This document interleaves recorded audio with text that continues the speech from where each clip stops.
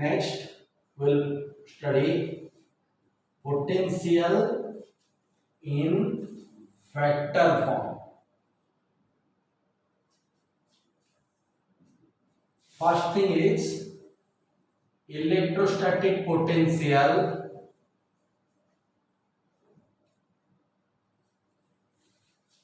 is a scalar quantity. So, as potential is work by charge, V equal to what? W by Q.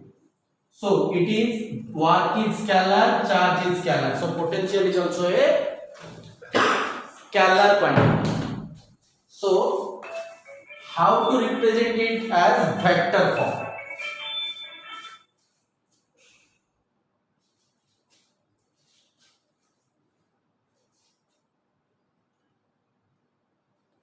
So, now consider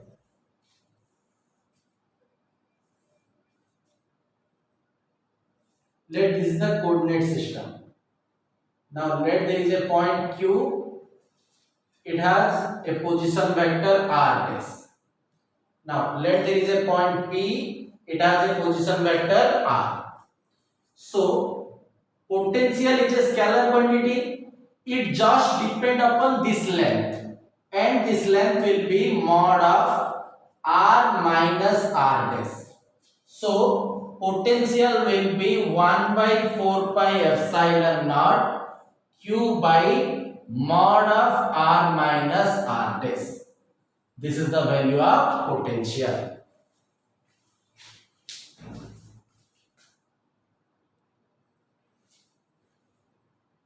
Then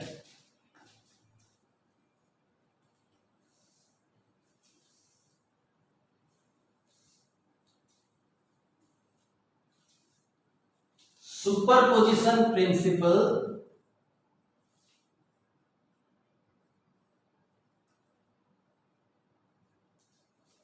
for potential.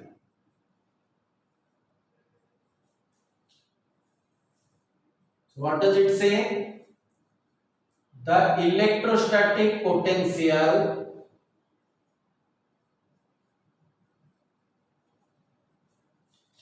due to a charge at a point is independent of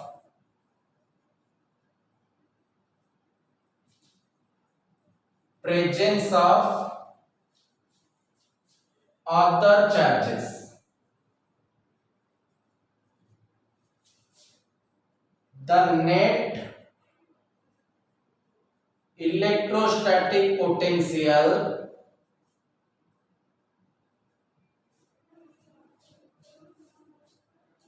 at a point is the algebraic sum of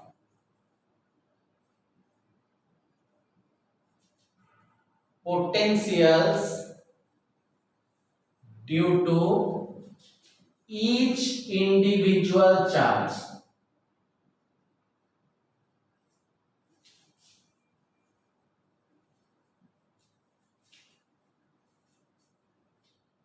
So suppose there are n number of discrete charges. This is Q1 with position vector R1, Q2 with position vector R2, and up to so on Qn with position vector Rn. Now we have to find the potential at P with a position vector R. Now potential at P due to Q1 will be 1 by 4 pi epsilon naught Q1 by mod of R minus R1. Like that, V2 will be 1 by 4 pi epsilon naught Q2 by mod of R minus R2. Like that, Vn will be 1 by 4 pi epsilon naught Qn by mod of R minus Rn. Now, from superposition principle, the net potential at P will be the algebraic sum. So it is equal to V1 plus V2 plus V3 up to Vn. Now if I go for the summation form, I can write it as 1 by 4 pi epsilon naught summation I equal to 1 to n qi divided by mod of r minus ri. So this is the potential at a point.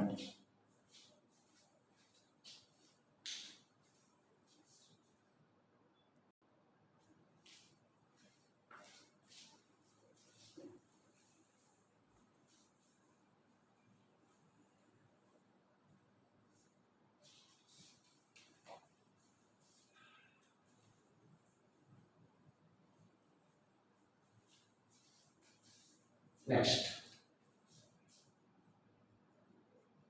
potential due to continuous charge distribution.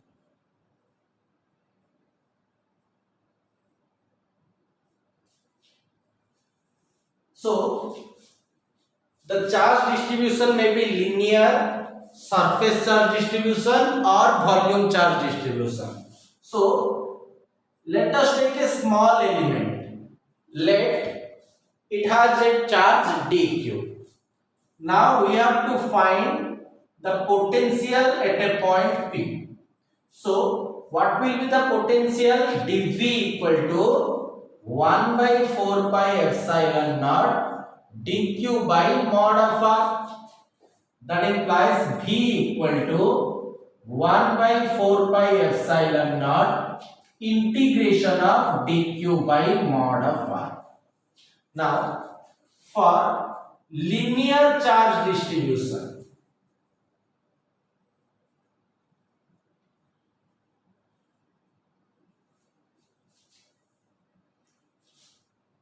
lambda equal to dq by dl, that implies dq equal to lambda dl.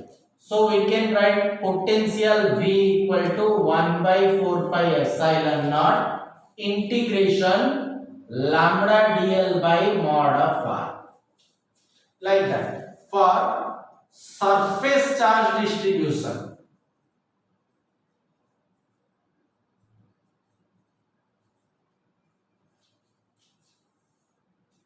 here surface charge density sigma equal to dq by dA. So dq equal to sigma dA. So V will be 1 by 4 pi epsilon naught integration of sigma dA by mod of r. For volume charge distribution,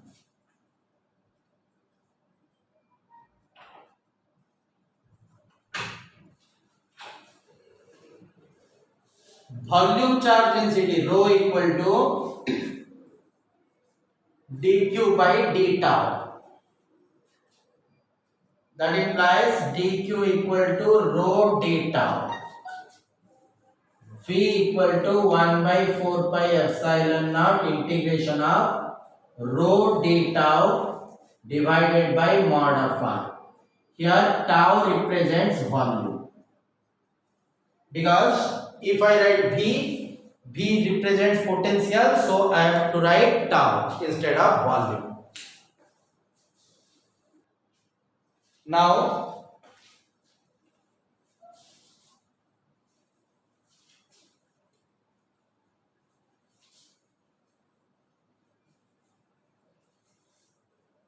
we'll move for a question.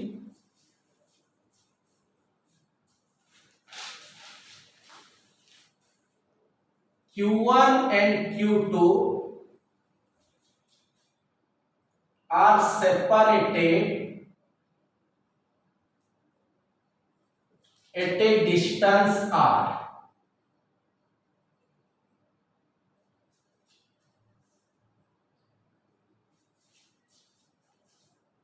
So first question, find the point along the line joining them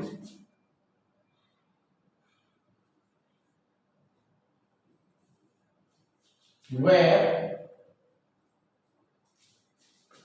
electric field is zero.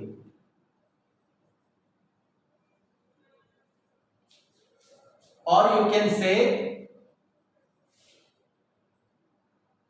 where a third charge will experience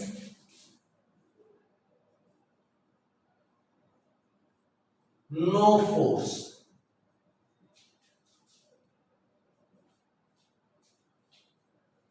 So there are two cases. First thing, Q1, Q2 product is greater than 0. That means similar kind of charge.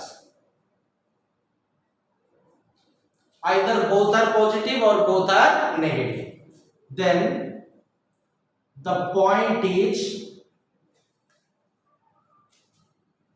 between them.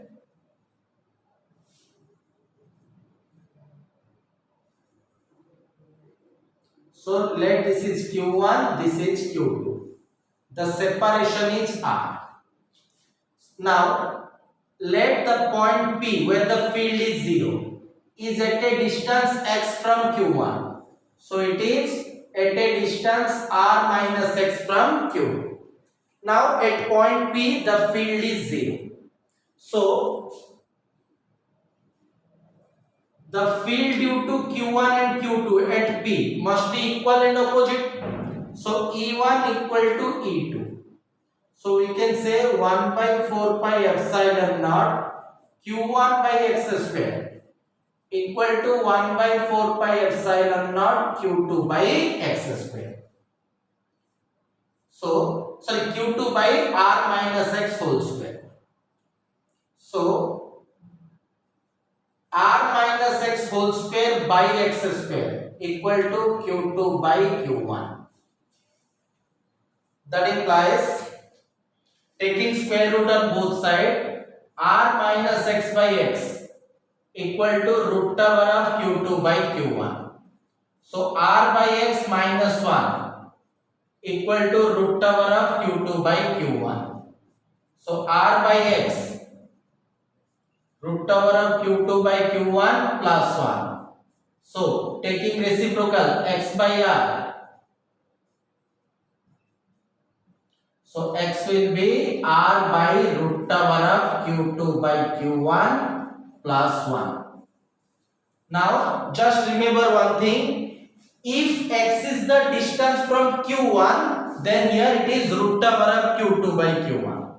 If you take the distance from Q2, it will be root over of Q1 by Q2. Now we'll go for the second case. Q1, Q2 less than 0. That means unlike charges.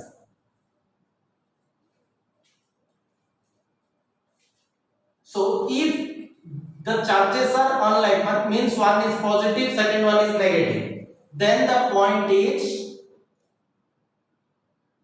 near the smaller charge.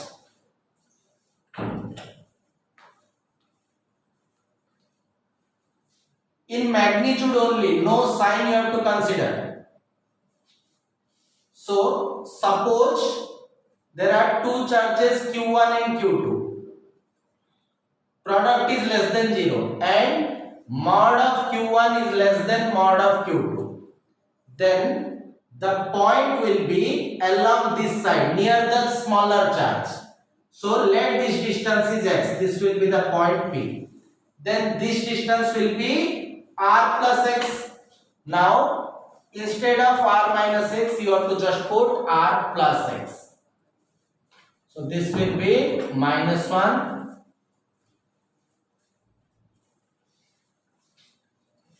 Write down. So find a point on the line joining them where potential is 0.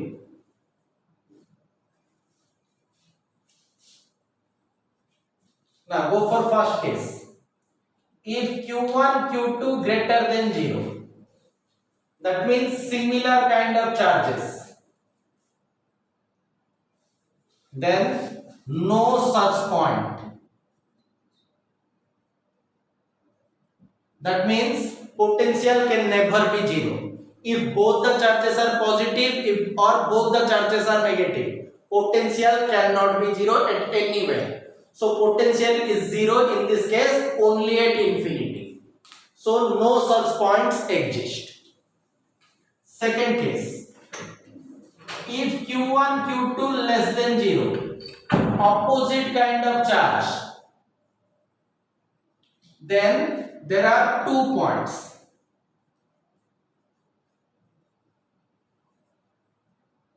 First point is between them. So let the point is P. It is at a distance from x from Q1.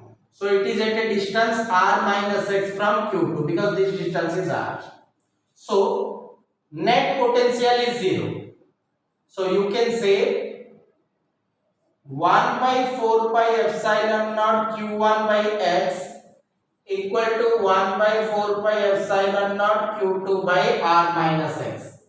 So r minus x by x will be Q2 by Q1. That implies r by x minus 1 equal to Q2 by Q1. So r by x equal to Q2 by Q1 plus 1. X by r equal to 1 by Q2 by Q1 plus 1. So x equal to r by Q2 by Q1 plus 1.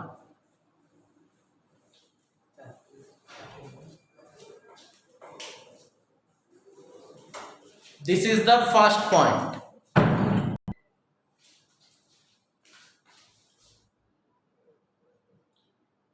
Second point is